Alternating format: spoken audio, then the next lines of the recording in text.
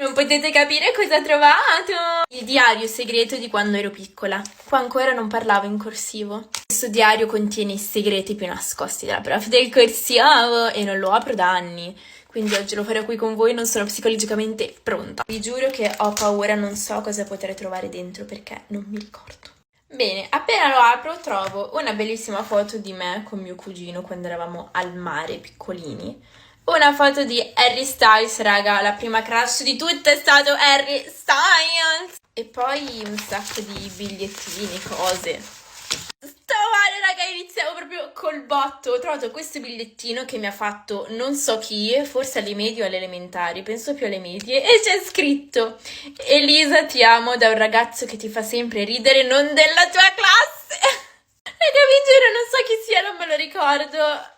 Ma io muoio. I biglietti di vari concerti, ma so che questo a voi non interessa, voi volete sapere i gossip, perché siete delle vere amio. Raga, ho trovato una cosa troppo cringe. Raga, sto male, cioè io quando andavo alle elementari ero innamorata di un bambino, di un ragazzino che veniva alle elementari con me. Sto male. Non mi accontentavo di uno, me la facevo anche col suo migliore amico, quindi di conseguenza E più D. Raga, da piccolina ero proprio una bitch comunque. Mi viene da piangere a rivedere certe cose. Perché sono così sensibile? Vi leggo la prima pagina del diario, che è questa qua. Ho scritto: mi chiamo Elisa, ho quasi 11 anni, ho i capelli biondi e occhi azzurri e certe volte verdi. Vabbè, in testa ho tante domande ma poche risposte. Sono nata a Milano e il mio programma preferito è Violetta. Beh, da come si può notare dal diario, il mio desiderio è quello di diventare famosa. Ma raga, ma tutto ok, amio? Beh, però posso dire che un minimo si è avverato. Famosa no, ma conosciuta. E nulla, raga, finisco qua il video. Se volete la parte 2 fatemelo sapere. Vi giuro che è troppo cringe. Oggi vi svelerò altri segreti del mio diario di quando ero piccola, parte 2. Ci sono cose ancora più cringe della prima parte, non siete pronti, fidatevi. Sto già sentendo malissimo. Allora, vi leggo la seconda pagina del mio diario. Prendete popcorn. Allora, ho quasi 11 anni, anzi, li compio domani e tutto sta per cambiare. Cambiare cosa che c'è 11 anni, vabbè. Fra un po' incomincio le medie e incontrerò nuovi amori. Raga, ma che cazzo, ma tutto bene, eh?